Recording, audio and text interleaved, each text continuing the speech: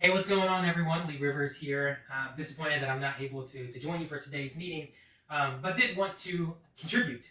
I had started to share a little bit about this book chapter that I was blessed to be able to be a co-author on last week during the Fulbright House meeting, but our time was cut short. So I was asked to kind of give an overview of what I was looking at covering during that meeting right now, during the Black Heritage Affinity group. So shout out to my colleagues that helped organize this and are going to be leading conversation.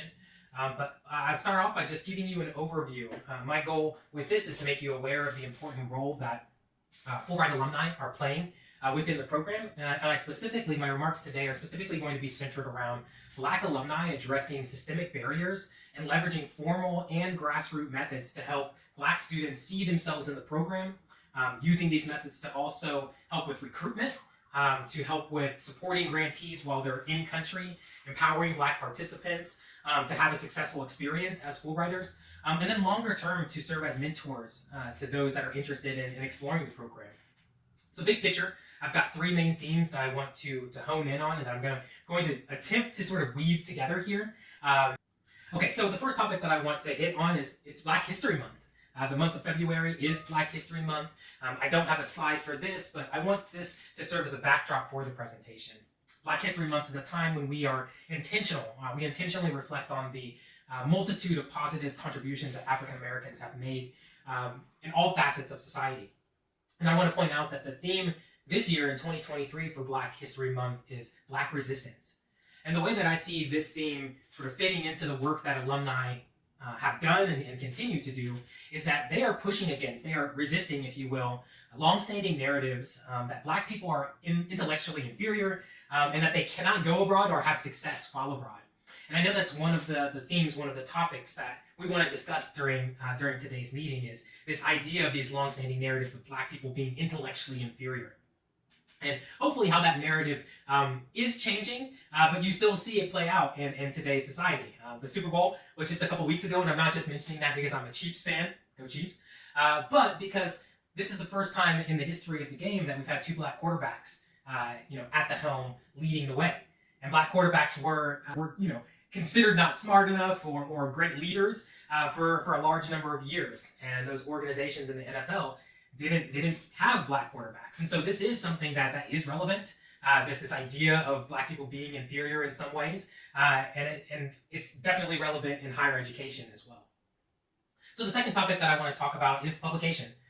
You see it on display right now. The title is A House Where All Belong. And this focuses on redesigning education abroad for inclusive excellence. This book is designed to challenge education abroad professionals to move past the rhetoric about being inclusive and really strives to highlight strategies as well as actions that are currently being taken by practitioners in the field to meet the needs of today's diverse learners. So this book, I like to think of as sort of a critical evaluation of how we do business, who we do business with, and who's being included and then who's being left behind. So this is a series, or they're hoping that this becomes a book series. This was published through the Forum of Education Abroad. This is the first of that series. There are more than 50 contributors, 50 authors, as well as peer reviewers. And it was a 2+ year process. I know when I was asked to be part of this, it was February, March 2020. If you recall, before the pandemic, the world was a very different place. And so the authors, myself included, our team included, we had to sort of adjust our message with the changing times. Because during this last 2 years, we've had a dual pandemic of COVID-19 and the world shutting down as a result of COVID-19. We've also had the anti-Black racism pandemic, or the pandemic of anti-Black racism here in America and worldwide. So all of these things definitely delayed the progress of this chapter, and everyone had to adapt their message accordingly to the changing times. And the third point that I want to highlight is going to be this focus of our chapter. So we are chapter 12 of this book, and our chapter focuses on Fulbright Noir and the important role that program alumni play in providing support through the student life cycle. When I say the student life cycle, I'm talking about the genesis of interest that people have in the program. So looking at outreach and recruitment, looking at pre-departure orientations, a student's in-country experience that they have, as well as re-entry back here to the United States, and so everything in between. And so alumni have played a critical role in helping raise awareness about opportunities, helping build belief by sharing their journey and providing counsel to assist applicants, grantees, and alumni. Black Fulbrighters have made a significant contribution to the program by uplifting each other, supporting intellectual development, preserving Black stories, and ultimately really helping change the landscape of alumni engagement. So we use the Fulbright Noir Affinity group as a case study in our chapter because this was the first group of its kind, and it served as an inspiration catalyst for the creation of additional affinity groups. And they really do kind of serve the unique needs of each marginalized community within the Fulbright program, these different affinity groups. And I'll talk a little bit about them later on. So our goal with this chapter was to provide a helpful guide, if you will, for practitioners in the field that are working with Black participants. So I believe that every great movement has a good origin story, and Fulbright Noir is no different. In the chapter, we outline this story, but to quickly summarize, Chiamaka, who you see in this photo, Chi-Chi for short, was selected as a Fulbright grantee in Belgium. She went on to hunt before leaving the country. She was online trying to find other Black Fulbrighters in Europe. She had really hoped that she could learn from their experiences as Black cultural ambassadors and receive encouragement as well as support from them, but she struggled to find them online.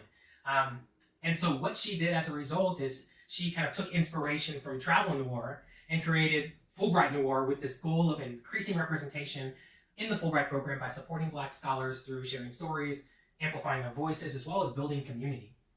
So she leveraged Instagram to share these testimonials, these stories of Black excellence within the Fulbright program.